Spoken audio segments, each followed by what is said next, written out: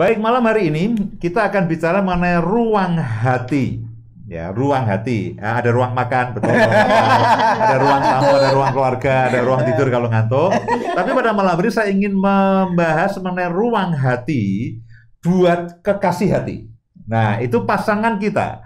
Ruang hati buat kekasih hati. Nah, saya akan coba memberikan pengertian. Loh, Pak, apa sih maksudnya ruang hati? Mungkin tidak semua saudara, Bapak, Ibu sekalian familiar dengan istilah ini. Tapi saya akan coba terangkan begini. Ada banyak istilah itu yang memakai kata hati. Ya, ada sakit hati, ada jatuh hati, hatinya berbunga-bunga. Juga kita pernah mendengar istilah-istilah bahwa orang itu punya kebesaran hati, punya keluasan hati. Nah, pada malam hari ini kita akan bicara secara khusus karena ini kita bicara keluarga. Tentu konteksnya adalah keluarga, pasangan suami istri. Jadi kalau Bapak Ibu, Pak, kalau begitu pengertiannya apa sih ruang hati? Saya tidak menemukan definisi dimanapun, jadi saya mencoba mendefinisikannya sendiri sesuai dengan pengalaman kita. Yaitu begini, keadaan dan situasi hati kita. Seberapa kita ini bisa menerima secara nyaman dan menyenangkan untuk pasangan kita dengan berbagai macam kondisi dan keadaan. Jadi seberapa kita ini bisa menerima secara nyaman, hati kita tidak terusik ketika kita berhadapan dengan pasangan kita dengan semua kondisi pasangan kita. Karena kita kan sadar, ya sekali lagi bahwa garam di laut, asam di gunung, ya bertemu di dapur. Jadi kita ini menikah dengan orang yang orang yang sangat berbeda. Meskipun secara tidak sadar begini, kadang-kadang suami atau istri ketika menikah berharap bahwa suaminya persis seperti yang kita inginkan, saya inginkan, istrinya persis seperti yang saya inginkan. Padahal kita ini sangat berbeda. Karakter kita berbeda, kebiasaan kita berbeda, keluarga kita juga pasti berbeda. Setiap keluarga punya adat istiadat sendiri, punya kebiasaan bersendiri. Pendidikan kita juga acap kali berbeda, kebiasaan kita juga berbeda, hobi kita juga berbeda. Jadi ada banyak sekali perbedaan dalam kehidupan keluarga kita. Ya, cara menghabiskan waktunya juga berbeda, hobinya berbeda, tutur katanya berbeda. Saya ini anak pertama, istri saya anak terakhir. Saya cenderung mandiri, cenderung mengatur. Ini anak terakhir, anak bungsu, cenderungnya manja. Manja tapi ngayalan, ya itu repot. Nah, saya sebagai anak sulung yang cenderungnya mengatur, karena anak sulung ya, anak sulung cenderungnya mengatur, kamu begini dan sebagainya. Nah, ini cenderungnya ngayalan, maksudnya cenderungnya manja. Nah, ketika dia manja, saya tidak nyaman itu awal-awal. Saya tidak meresponi kemanjaannya dia. Saya tidak meresponi karena pikir ini ngapain sih? Ya, karena saya tidak pernah jadi anak bungsu. Begitu lahir jadi anak sulung dan tidak pernah berubah menjadi bungsu. Nah, dia lahir bungsu. Nah, maksud saya begini, ada banyak perbedaan antara kita dan pasangan kita. Dan itu bisa menjadi problem, itu bisa menjadi masalah, ya. Cara kita orang kalau mencari jalan keluar pada waktu stres pun berbeda. Satu dengan yang lainnya. Ada orang yang kalau stres itu pengennya tidur di rumah. Ada orang yang kalau stres itu pengennya diem. Saya itu kalau stres dalam tekanan pengennya diem. Nah, kalau Bu Indah ini kalau stres pengennya jalan-jalan. Nah, jadi kalau saya sedang stres, ya jalan-jalan ngomel gitu. Nah, ketika saya ini diam, dia tidak suka. Loh, kamu kok diam? Kalau stres ada masalah cerita. Loh, saya ini stres. Suruh cerita, makin stres. Nah, tapi dia ini jengkel. Awal-awal dia jengkel. Loh, kok diam terus kenapa? Aku tidak senang kalau kamu diam. Loh, nah aku ini baru dalam tekanan. Nah, cara aku melepaskan diri dari tekanan dengan aku berdiam. Aku menyendiri, aku berdiam. Selang beberapa waktu, ketika akal sehat itu mulai masuk lagi, mulai waras lagi, ya saya kembali.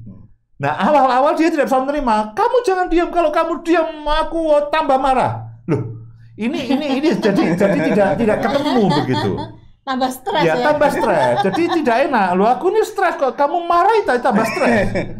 Nah, jadi bahkan cara untuk orang itu melepaskan diri dari stres pun berbeda. Ada yang kalau stres jalan-jalan, ada yang kalau stres diam di rumah, ada yang pengennya tidur aja, ada yang pengennya kalau stres itu makan. Jadi itulah kebiasaan kita, karakter kita, tutur kata kita, cara kita menghadapi situasi itu betul-betul berbeda satu dengan yang lainnya, pasangan yang satu dengan yang lainnya. Nah, respon hati kita terhadap berbagai keadaan, terutama yang tidak sesuai dengan keinginan kita. Apakah kalau pasangan kita itu bertutur kata, melakukan sesuatu, bertindak tidak sesuai dengan keinginan kita? Nah, kita ini bagaimana?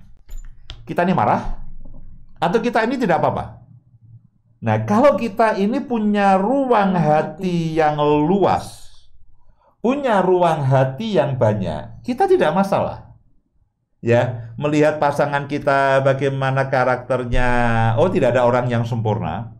Tidak ada orang yang sempurna. Orang baik ada, orang yang itu baik sekali ada, tapi tidak ada orang yang sempurna.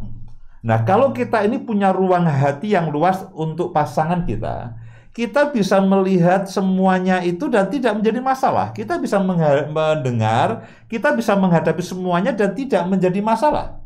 Tidak ada problem apa-apa dengan bagaimana dia hobinya, bagaimana tutur katanya, ucapannya, kemudian bagaimana karakternya, bagaimana kebiasaannya, bagaimana cara dia bermedia sosial dan sebagainya, bagaimana dia bergaul dengan teman-temannya. Kalau saya ini punya ruang hati yang luas untuk pasangan saya, untuk Bu Indah, saya tidak akan punya masalah. Artinya konflik akan jarang. Tapi sebaliknya, kalau kita ini ruangan hati kita ini sempit, dia ngomong apa, kita tidak setuju. Dia mau apa, kita tidak setuju. Dia pengen apa, kamu tahu-tahu apa, aku kok pengen makan bakso, aku makan bakso terus gini. Nah, semua itu akan jadi konflik. Karena apa yang menjadi kesukaan, menjadi kebiasaan dia, menjadi karakter dia, menjadi perkataan dia, itu kita tidak bisa menerima. Respon hatinya terhadap segala sesuatunya pun kita tidak bisa menerima. Gitu aja kamu marah. Loh, orang marah itu bisa penyebabnya lain-lain. Gitu aja kamu sedih. Ya gitu aja kok sedih. Ya jangan dipikirin. Nah, tidak bisa. Setiap orang punya gejolak hati, punya respon hati yang berbeda satu dengan yang lainnya. Nah, kalau kita ini punya ruangan hati yang luas, kita akan berdamai dengan pasangan kita. Pasangan kita melakukan apa, kita tidak masalah. Pasangan kita bertutur kata seperti apa, kita tidak masalah. Pasangan kita responnya seperti apa terhadap masalah tertentu, kita tidak punya masalah. Nah, kalau masing-masing, saya terhadap Bu Indah, saya menyediakan ruangan hati yang luas. Lalu Bu Indah terhadap saya memberikan ruangan hati yang luas. Artinya, ruang konflik itu semakin mengecil. Ruang konflik itu semakin mengecil. Kalau masing-masing itu ruangan hatinya sempit, nah akan konflik terus-menerus. Karena kita ini betul-betul berbeda satu dengan yang lainnya. Kita laki-laki, istri kita perempuan. Yang perempuan, istrinya laki-laki, itu pun sudah berbeda. Suaminya laki-laki, itu pun sudah berbeda. Ya, itu pun karakter dasarnya antara laki-laki dan perempuan itu berbeda. Bapak Ibu harus sadar bahwa pasangan kita itu lawan jenis. Dikatakan jenisnya berlawanan. Loh, itu kan sudah berbeda. Kalau jenisnya berlawanan, saya pengen lawan jenis yang seperti saya loh ya. Ini bukan lawan jenis namanya. Itu sejenis. Saya pengen lawan jenis yang persis seperti yang saya inginkan. Loh, tidak ada. Tidak ada. Kan itulah saya bertemu dengan banyak pasangan yang menurut saya konfliknya ini, ya saya katakan ini harusnya bukan konflik. Ini harusnya bukan konflik, hanya karena ketidakmengertian, hanya karena respon dan sempitnya pemahaman ini, akhirnya konflik. Setiap hal menjadi sumber konflik.